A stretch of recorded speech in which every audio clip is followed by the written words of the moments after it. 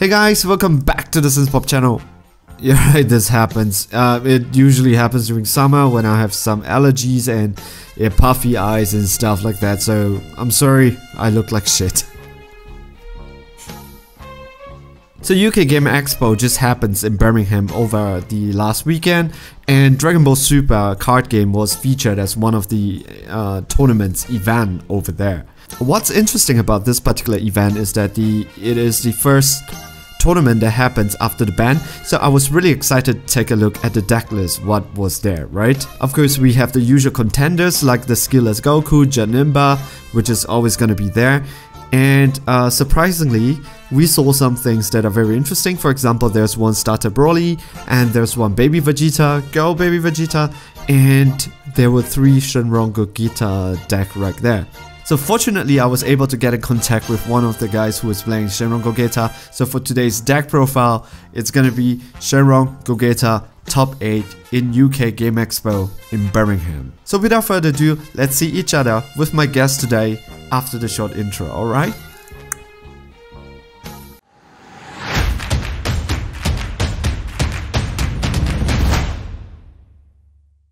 Hey guys, so welcome back to the Synthpop channel. So today we have a special guest in the channel, and he's going to talk about his Shenron Gogeta deck. And this is Bradley. Bradley, do you want to say hi? Hi there guys, how's it going? Okay, cool. So Bradley, I understand that you took your deck and you went to UK Game Expo in Birmingham over the last weekend to play. What was your result? So I ended up coming in the top 8. Oh, this is excellent, and this is an event of more than 100 people right there. About 118. Yeah, I think it's on the range of 111 to 118. That was pretty that was quite a lot.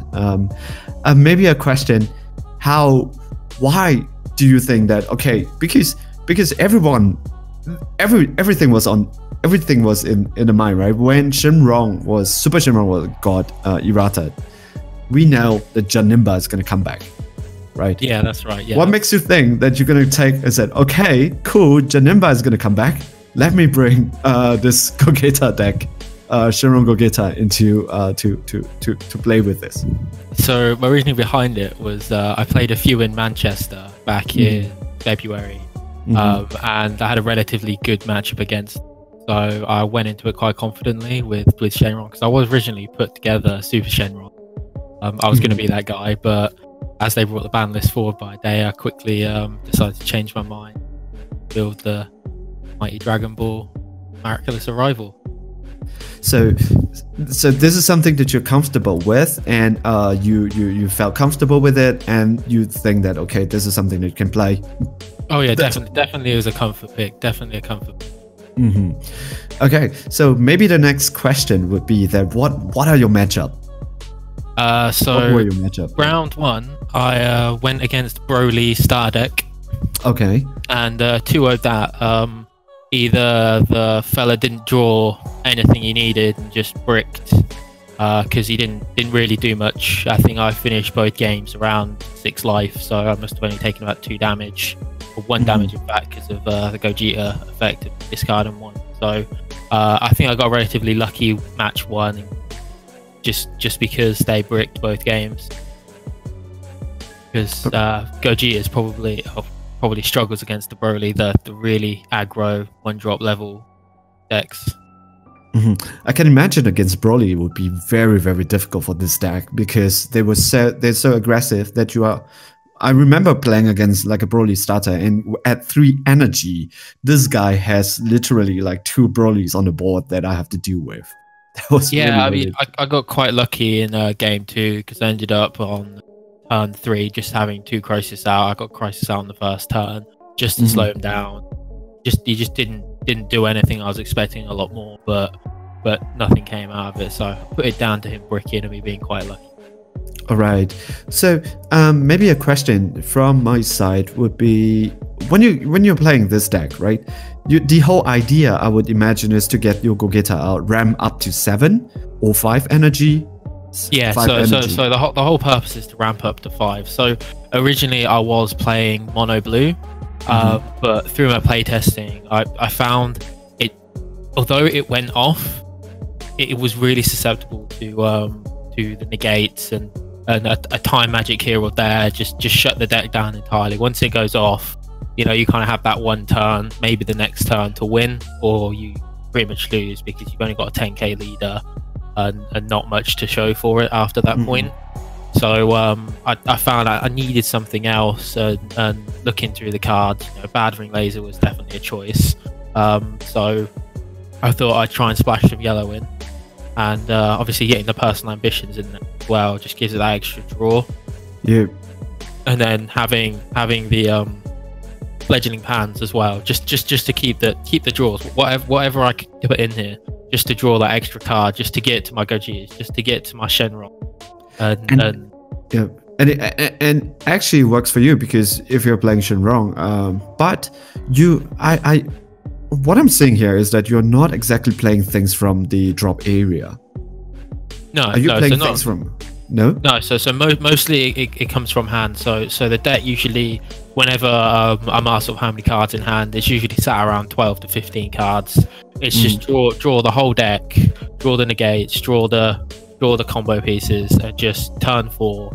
As long as you've got your objection on turn 2, you're pretty good to go. Because turn 1 you either want to be getting out a fledgling, be playing a Dragon Raider. Turn 2 you want to be objectioning, trying to play a fledgling pan, and then turn 3 you want that Shenron on field to give your Gogeta crit turn 4 when you just go all in. And if the game drags on any longer, you don't care about this because you have World Peace, and anything that dies, you could easily bring it back. Yeah, exactly. Yeah. How many times that people did survive this Gogeta 7, the 7 drop Gogeta? So my only loss was to Janimba in round 4, and that was down to having the negate. So if he managed to draw into 2 Mafuba with 4 open energy, so after going off, negating the first Mafuba, but unfortunately having the second one, that's just you really struggle to pick up after you lost it all. So it's actually kind of difficult, because I don't think I ever survived a Gogeta before. Oh yeah, absolutely. Once it goes off, and unless you draw the 2 negates in your hand, then what are the chances, right? What are the chances out of the 3 cards you have 2 negates? Well, game 2 and 3 apparently very likely as he drew 4 Mafubas out of those 6 cards. So oh my god, that's why I lost to Mafuba. Mafuba messes this deck up big time. Yeah, I can imagine, but he has to draw it. He has to draw it. If he doesn't draw it, absolutely. That's it. Because obviously it comes into field with deflect as well, so it's not getting Mafuba or. Did you play against like a Kid Goku, the skillless Goku? Yeah. So my top 8, when I got knocked down the top 8, that was to Kid Goku. Game 3 was such a long game. I Gogeted him game 1, just took him out. Game 2, he got all his 1-drops out. I couldn't get to turn 4 to beat him. And then game 3 went to about turn 8, 9, where he just managed to out combo me by 5 because I just didn't have the cards. I had a handful of ejection, things like that. So there wasn't a lot I could do at that point in the game. How do you survive? Looking at what you have over here, right? How do you survive the first few turns against skillless Goku? They swing so hard, right? Yeah. So game 1 was actually the one game I won, which it just happened that I managed to get my combo pieces. I had the Wheezes and the Power Burst, just playing smart, like getting the objection off turn 2, making sure I have that blue mana, just to make sure that I'm negating attacks that are coming through, risking the double strike, Champa down. So it's just trying to read your opponent, looking at what they've got in hand, trying to figure out if they're going to try and make bigger plays to try and conserve that energy. What is your hardest matchup? So I would say my hardest matchup was the Kid Goku. I mean, potentially the Pan, and I struggled against quite bitterly because it was just a slugging match. I think I only just won that that match by about 10k combo over the top. So you did face against Pan. Yeah. So my round 3 was Pan. I 2-1 the Pan deck. The guy was a very good player. It was a real struggle to be in. I could imagine that if you go really aggressive and you're trying to draw the cards and Zeno hits the board. That was exactly really bad. In game 3 he Zeno'd twice, but quite remarkably both times I managed to draw back into Gogeta at all costs and a blue Son Goku. So I was really lucky with that, but so it was unfortunate that he got Gogeta at that point, but it was a very close match. It was the longest match, one that went into time. Matches time. I really had to think about every play in that game. Did you go against any decks that are like a hand destruction? No, so my other 2 matchups were both Freezer. One Golden Freezer in round 2 was actually my friend that I went to Birmingham with. So I'd play test against him a lot, so I knew what his deck was about. I 2-0'd him as well with a little struggle there, if I'm honest. Which is a bit of a shame because it set him up for a bad day, but up to the top 16 with the Freezer there, that was also quite an easy match. I wouldn't say I was at any point worried about his deck and what he was going to do, which was a little bit upsetting because from what I know, the fella there is actually a really good player, but his deck at that point just didn't lack any luster for it. Yep. And when we talk about the Golden Freezer, we are not talking about the set 1 Golden Freezer, right? We're talking about the U7 Golden Freezer, the one that comes out in TOP. No, we're talking about set 1 Golden. And the ones that you face in the good player that was playing it, he's also playing the Golden Freezer. Oh. No, he was playing the other one. I can't. The Tournament of Power. The Tournament of Power Golden Freezer. Yeah, I think that's right. Because the Tournament of Power Golden Freezer does take some time for it to get his effect going. So, and if he's gonna give you time with this deck, he's gonna get destroyed. Especially when your Gogeta Heroes Revive comes back. Okay, maybe let's talk about your deck over here, right? What would be a perfect starting hand? So, perfect starting hand would ideally be 5 Dragon Balls and a yellow energy. Why would be a Dragon Ball be a perfect starting hand though? Because getting that turn 1 awaken, replace your whole hand, and still then get the extra 2 Dragon Balls, so you end up with sort of +3 in hand by the end of the turn. But isn't it that if you have maybe 3 Dragon Balls, maybe that would be good because it's a +2 for 2 turns. Oh yeah, don't get me wrong, but just getting those draws off turn 1, getting the additional draw from Shenron on that first turn as well. Oh yeah, correct. Once you flip, you could activate and draw. And having that 15k attack, especially against the aggro, is so key. Getting that on turn 1. Correct. I can imagine. But my main focus was trying to get 1 yellow energy, so either a Saiyan, a Fledgling Pan in my hand, along with either 1 or 2 Dragon Ball. I'd try and keep hold of a Shenron as well, just because I'm running of it, and I sort of need to see that by turn 3. But the rest of it's not so bad. I often opened all 3 Gogetas as well after the beginning as well. So, but you can just energy off. Not a massive deal. But trying to find the Dragon Radar as well. I always try and use the Dragon Radar before I use Dragon Ball's effect, just to try and dig through the top 7 cards, trying to get the fine the Dragon Ball. Because I'm also running the 5 wish cards as well, so I'm always going to find 1 or 2 things to pick up from it anyway. Always getting a plus. Yeah, personal ambition. It's something that when I first saw the card, I thought that this is not a good card, but I've been proven wrong. It's so good. It really helps to thin out your deck and recycle, right? Yeah, well, I mean, if you look at it, including the Dragon Ball, essentially running a 40 card deck rather than the full. And then if you factor in also the Dragon Radars as well, that's down to 37. Yeah. So it's not the deck is so small and what you need in it. The rest of it is just draw power, just trying to get the 3-piece combos.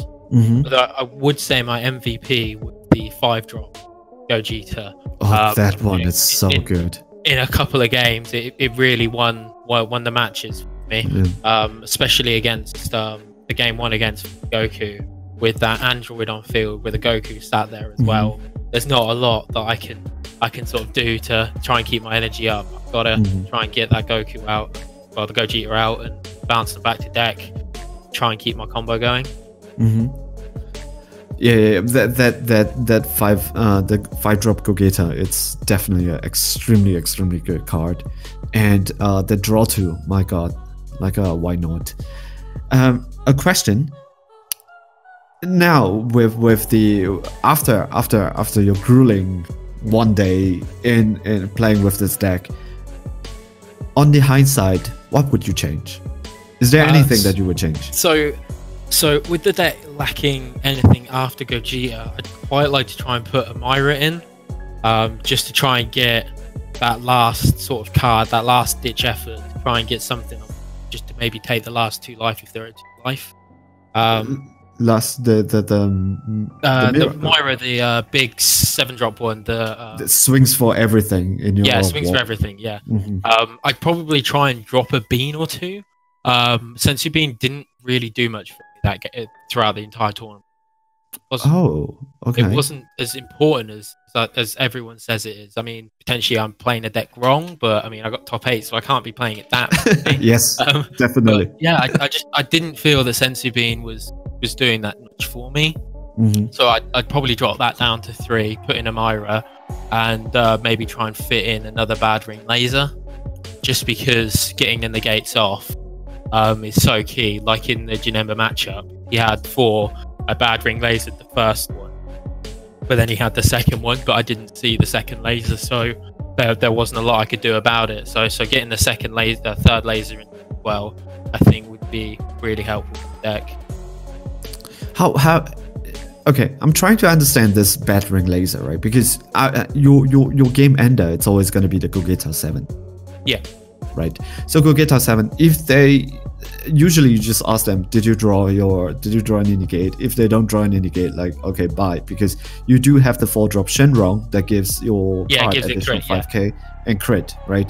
If they're not going to draw any negate, it's basically a GG. So how important it is, you emphasize the Bad Ring Laser is very important, and definitely your top 8, I think you really know what you're talking about.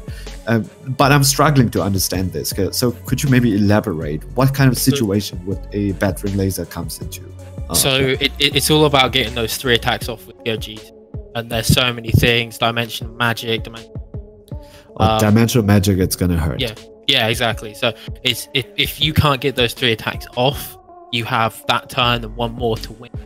But it's so important that you get those off. So although it's great to try and get out the other cards, and being able to negate their negate is going to save you, because if they've got 3 cards, the chance of them having, if they're running like the time magics and even the oh gosh, what's his name, Roshi as well, even if they're running Roshis, it's the chances of drawing one are slightly higher than not drawing one, but them drawing 2 is very unlikely. But trying to see that Ring Laser, as long as you've got that in hand, you can really go in and feel confident at making the play, because there's been times where I've tried to not commit to making the Gogeta play on turn 4, trying to hold off to turn 5 when I know I've got the laser, just to give me that absolute confidence to go in with it, because it isn't be all and end all. If your attacks don't go through, you lose the game.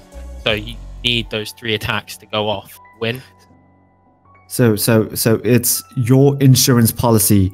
Absolutely. Because there's a high chance that you will win, but the drawback of not winning, of not finishing the game right there and then, is so high that it's just much better. It's worth it just to run the Bad Ring Laser. Especially if you consider the backup, the all-cost Vegeta. If you're in a position where you can't get Gogeta out, you've not seen it, you're missing one of the other combos, and you have to play the Vegeta, or position, maybe you're on 3 life and your opponent's going to be able to take that next turn, you need to sort of go all in at this point and try and win the game. And then you need him to go off as well. So he hasn't got that deflect barrier. So it's dangerous. Yeah, exactly. It's really risky, but having the bad ring as well just puts you in that little bit more position of confidence, being able to, really commit to making the play and trying to push for the win. All right, that sounds really, really good. So, maybe one more question is, for those people like me, I have not been to a big events like that, right? But I really wanted to go. This time it was too expensive. The flight to Birmingham was like around 300 euros on our side. Yeah, that's quite a lot. Yeah, that's really, really a lot. So for people who are like me, who never been to a big event, what would be some advice and some tips that you will give out to them to prepare themselves for for such event? Double sleeve, bring snacks. Definitely be my advice. The food at places like this is extortionate. And you need that. You need to keep eating. You need to keep your body fueled. Take a Lucozade or something like that. Keep yourself on your top energy. But double sleeve. I had a can of Coke in my bag that exploded just before the top 8 started. Covered my entire deck with Coke. But because I double sleeved, I was able to take off the top sleeves and still carry on playing. Or I would have lost there, and then even though I did lose in the top 8, I wouldn't have been able to play out the game if I hadn't double sleeved. So just keep an eye on your belongings. I mean, I've been playing Yu-Gi-Oh a long time as well, and the community for Dragon Ball is so much better. In Manchester, I left my deck on the table. I actually got handed into a judge and was returned to me in a couple of weeks. Wow, that's amazing. So it is just keep an eye on everything that you bring with you. Try and pack as minimal as possible.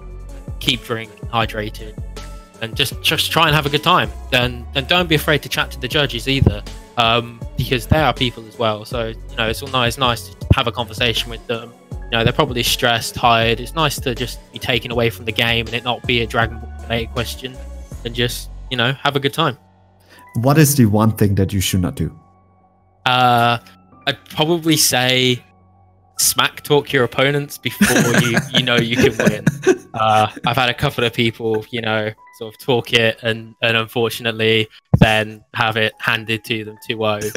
It could be really, really disheartening when you're in that position. By all means, go in happy and try and do your best. Try to be a nice person, right? Yeah, be sportsman. Don't rule shark. Kai, don't rule shark on Kai. That would be my best advice. Just play Champa, please. Please, guys. I really don't understand. Why? just do the Champa thing. I know there's no foiling on it, but come on. Yeah, well, I think the main reason people were running Kai was because it was 15k and not 16, so you could bring it back with Child's Wish. But now that's irrelevant because that's out of the game anyway. No, it's irrelevant. And then, of course, some people said it's because they just can't find a foil Champa. So that's kind of the reason why.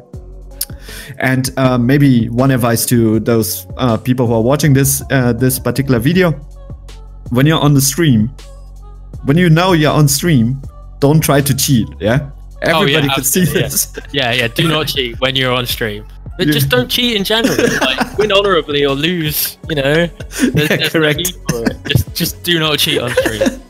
just don't cheat. Just don't cheat, and especially if you're on stream, because people is gonna catch it. Yeah, and it's gonna be recorded forever. Yeah, you're gonna be recorded forever, and you will love the attention that you get. Maybe the wrong type of attention, no matter how smooth you are. You remember the guy who spins his card? This guy who spins all his cards, then he spin one energy down one of his cards and it becomes one extra energy. Yeah, absolutely. Or that guy that puts 9 life down, just stacks it under another one. Don't be that guy either. Don't be that guy, please. Yeah. Or girl. Don't be that girl either. Yep. All right. So, any last words from you, Brad? No, just a massive shout out to you guys for giving me the platform to talk about my deck. It's been a real awesome journey to get to the top 8 and then have the flip side where everyone's coming to you to talk about your deck and your choices. So thanks for giving me the platform. Yeah, it's my pleasure to Bradley, because honestly, I don't really like Gogeta 7, so that's something I think it's quite a badly designed card. However, honestly, when I saw the deck list, I was like, this guy has balls. He knows that Janemba it's gonna be so rampant in this particular meta, and he brings Gogeta Shenron deck over there. Yeah, so well, with that, all you do is side out your ambitions, and you just don't play the Fudgins. Yeah, just don't cycle it that aggressively. Yeah. Yeah, absolutely. Just play a bit more conservative, but just as long as you have fun. Yeah, cool. So, Bradley, thank you for joining us here to share your deck with us. And listeners, if you have guys any comments and stuff like that, please feel free, write it down in the comment section. If not, thanks for listening. Let's see each other in the next video. All right. So, guys, have a nice day. Ciao. Bye.